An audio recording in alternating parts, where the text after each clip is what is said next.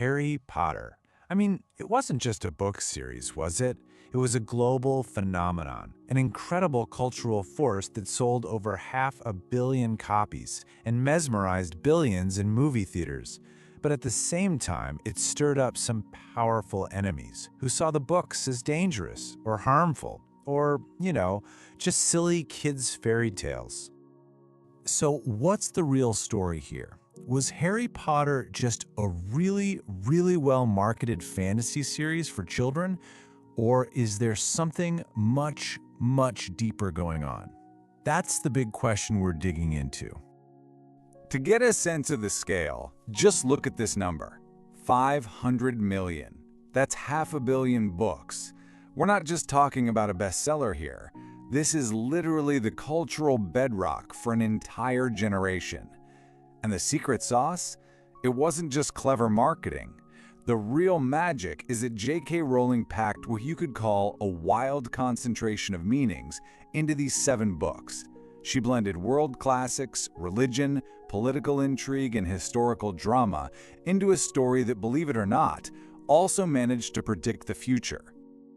All right, so let's get into it. We're going to break this all down into 5 key layers that make this series so incredibly powerful. We'll look at its literary roots, how it mirrors 20th century history, its surprisingly sharp political commentary, its role as a kind of moral compass, and finally, its weirdly accurate predictions about our world today. Okay, first things first. We're diving into the literary DNA of Harry Potter. And you'll see how Rowling wasn't just making up a new story from scratch. She was standing on the shoulders of giants, weaving together these timeless genres. So right at its core, the whole series is built on these classic fairy tale structures we all know and love. You've got the orphan hero, Harry, who's basically a Cinderella figure, going from a neglected kid to a wizarding world prince. He's guided by the wise old mentor, Dumbledore, who's like a perfect blend of Merlin and Gandalf. And of course, he's got his loyal companions. It all just feels familiar, right from the get-go. But it gets way more complex and fast. Rowling borrows a ton from authors like Charles Dickens. She frames Harry's journey almost like a classic Christmas story, where the hero has to go through all these trials not to get rich, but to kind of temper his spirit, to become a better person. And this is where it gets really brilliant. Look at this cocktail of classics she mixes in. She's pulling from ancient Greek myths. Fluffy, the three-headed dog, is a dead ringer for Cerberus, right? Then you've got Shakespearean tragedy, with that whole self-fulfilling prophecy thing that feels straight out of Macbeth. And on top of all that, she layers in detective stories, like Sherlock Holmes, and even the psychological novel, really digging into Harry's inner world of anxiety and teenage angst. Okay, so that's the literary foundation. Now let's shift gears and look at how this magical world secretly holds up a mirror to our own history, especially the biggest conflicts of the 20th century. And Rowling really doesn't pull her punches with this main historical parallel. The rise of the dark wizard Grindelwald, with his whole wizarding supremacy thing, just happens to peak in the early 1940s. And when is he defeated by Dumbledore? 1945. Yeah, that timeline is absolutely 100% intentional. It's a direct mirror of World War II. And the parallels don't stop there. Grindelwald isn't just a simple Hitler stand-in. He's more complicated, kind of like Albert Speer, the high-ranking Nazi who later claimed he felt remorse. You've got the Malfoy family, with all their pure-blood arrogance, who feel a lot like Britain's own aristocratic fascist movement. And the Death Eaters? Well, you can read them as allegories for Nazi mystics, or even more chillingly, as a reflection of modern terrorist cells. All right, so this historical backdrop is the perfect stage for what the books do next. They become this incredibly sharp and often pretty scathing critique of modern politics. We're talking everything from soul-crushing bureaucracy to the nuts and bolts of a totalitarian state. And honestly, there is no better symbol of this than Dolores Umbridge. Stephen King totally nailed it. What makes Umbridge so absolutely terrifying isn't her dark magic. It's that smiling, pink-clad, banal cruelty. She's the ultimate power-hungry bureaucrat who wields rules and regulations like a weapon. So when Voldemort finally takes over, what we see is a classic totalitarian playbook unfolding right before our eyes. The Ministry grabs control of the media, turning the Daily Prophet into a state-run propaganda machine. Fear becomes the #1 tool for control.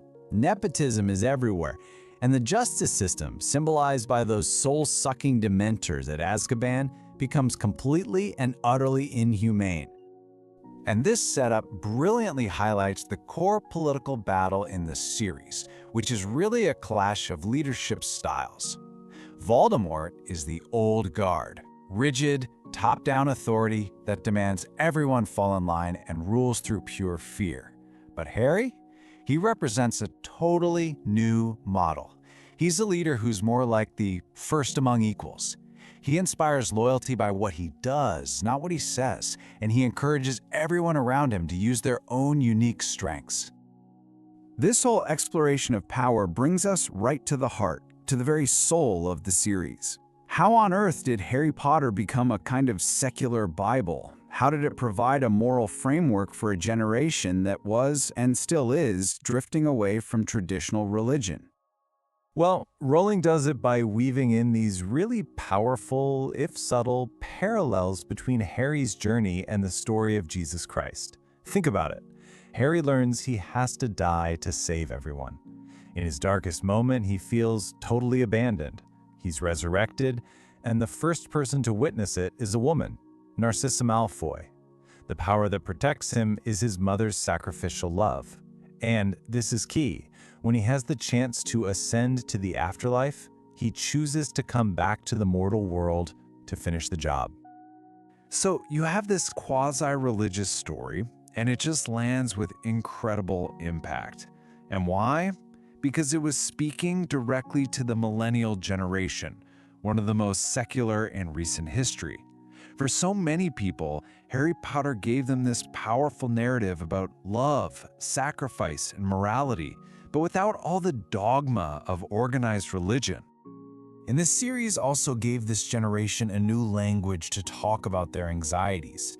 I mean, the Dementors are a perfect example. They're not just some spooky monsters. They're the literary embodiment of clinical depression. They literally feed on happiness and leave you with despair. And the defense against them? The Patronus charm. You have to focus on a single, powerful, happy memory. It's such a profound metaphor for fighting your own inner demons. Okay, for our last section, let's talk about Rowling's crystal ball. Because whether she meant to or not, the books are just filled with these magical ideas that are uncannily predictive of the technology and even the social structures that define our world today. This is just wild to think about. Long before anyone was using Skype or FaceTime, you had Sirius Black popping into the Gryffindor fireplace for a video call.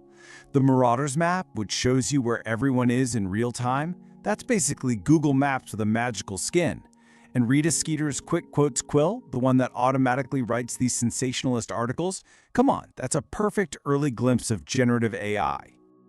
And her predictions went beyond just gadgets. They were about how we work and organize ourselves. Think about Dumbledore's army. It's got no formal leader, a completely flat hierarchy, and it's all based on a shared mission and trust. This model is a dead ringer for what management experts now call turquoise organizations. These are modern companies that are throwing out the old top-down playbook for a more decentralized, agile, and transparent way of working. It's the new corporate ideal. So what's the big takeaway here? The incredible, lasting power of Harry Potter comes from this ridiculously dense layering of meaning. This series wasn't just holding up a mirror to the world its readers were growing up in. It became a lens, a whole toolkit of literary, historical, political, and moral ideas that an entire generation learned to use to understand their own world. And that leaves us with one last big thought. If one story about a boy wizard could have such a profound impact on how millions of people see the world, it really makes you wonder, doesn't it? What are the big foundational stories we're living in right now? And how are they shaping the minds of the next generation?